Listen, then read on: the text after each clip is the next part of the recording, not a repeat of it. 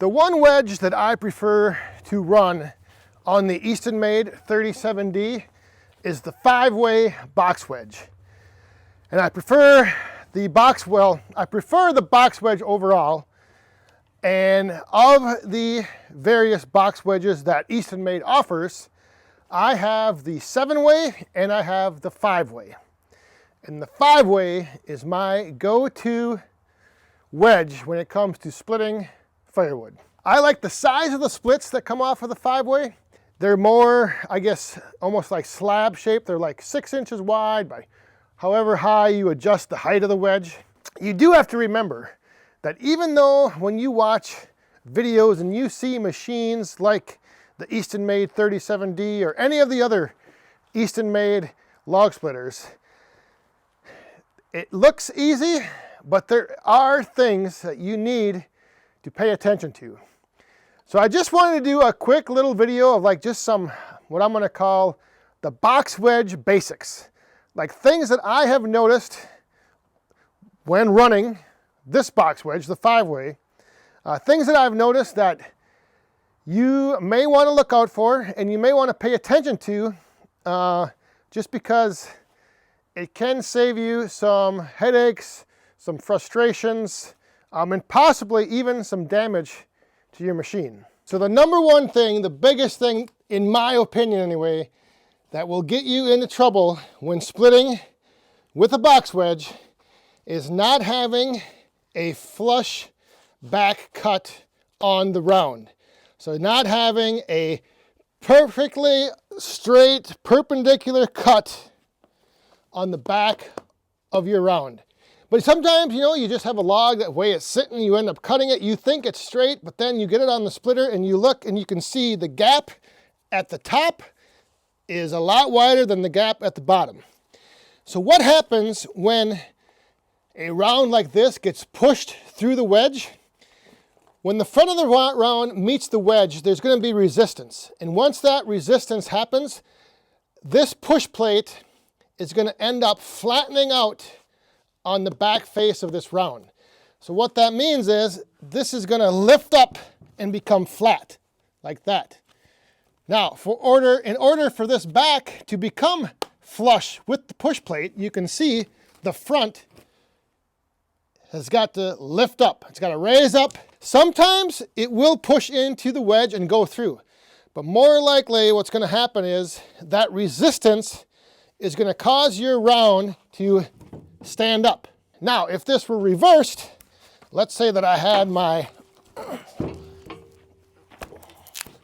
let's say that the cut was opposite. The bottom gap is wider than the top. Now what's going to happen is the complete opposite. In order for this push plate to become flat against this round, once it meets the resistance of the wedge, it is going to rise up in the back, making the front dive down. And this is where you get into what I consider probably, hang on, let me get this piece of bark out of here. Didn't hit the carport there.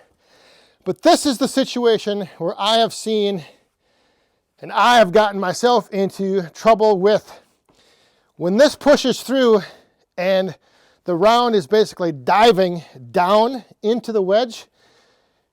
You'll get to a point where the split that's coming off of the wedge will almost end up standing up, and then the push plate will just cut it off on the wedge. So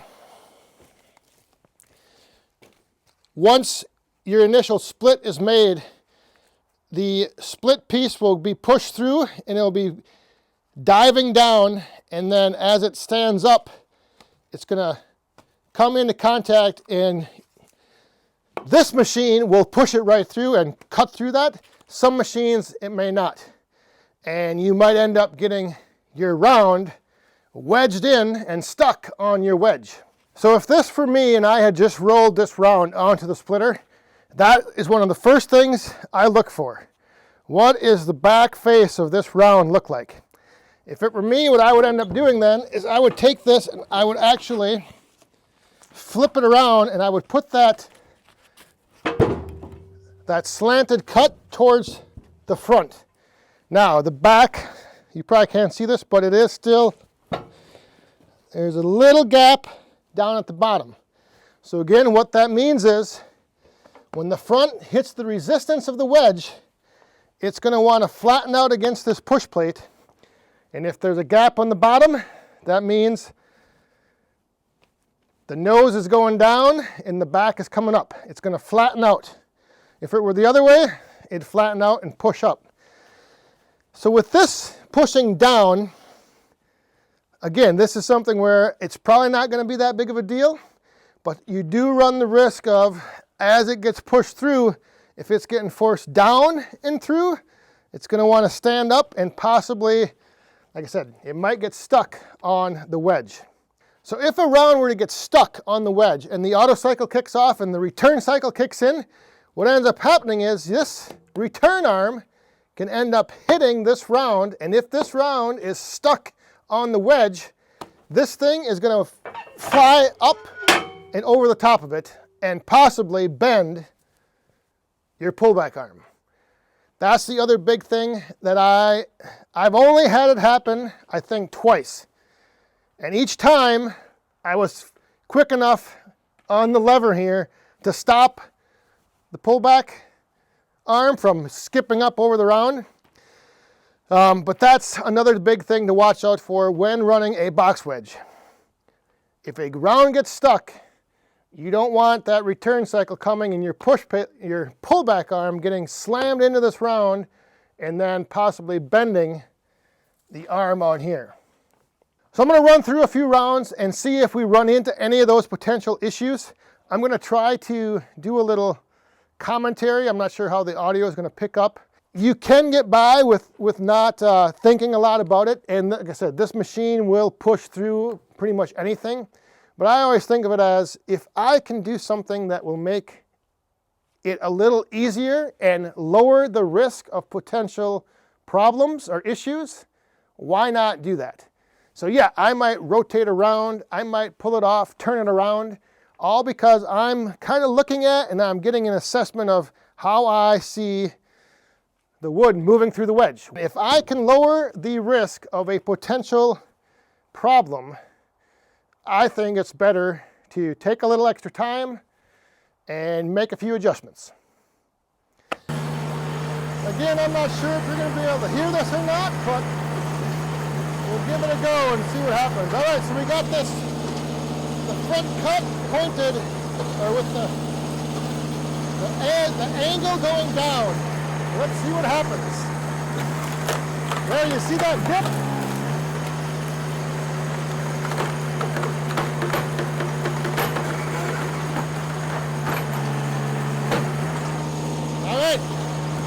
Perfect example, right there.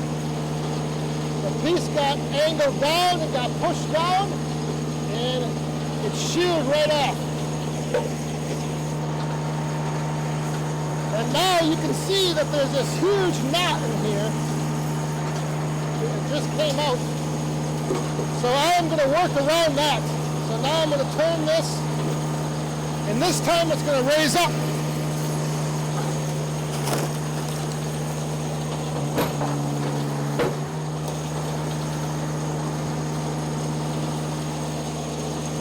Okay, here's a piece with the bigger taper that I'm going to head into the wedge.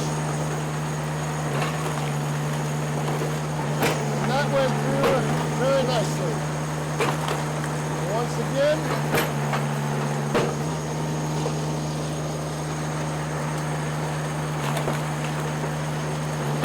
this piece is going good.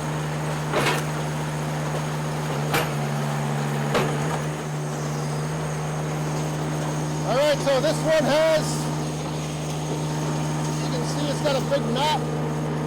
So I am definitely going to work around that, put that to the top, and try to split everything off underneath it first.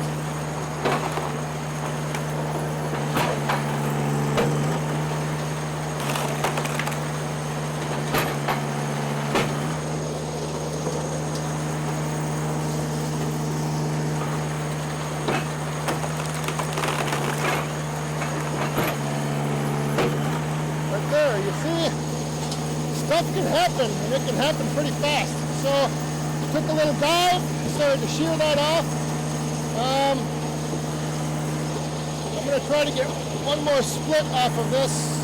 Maybe I'll turn it around.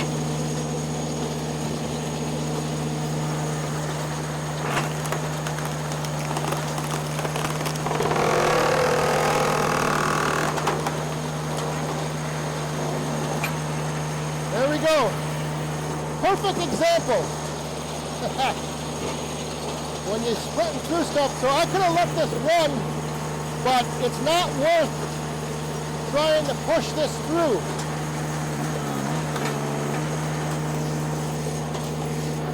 And now I'm going to have to raise up the wedge and knock that off.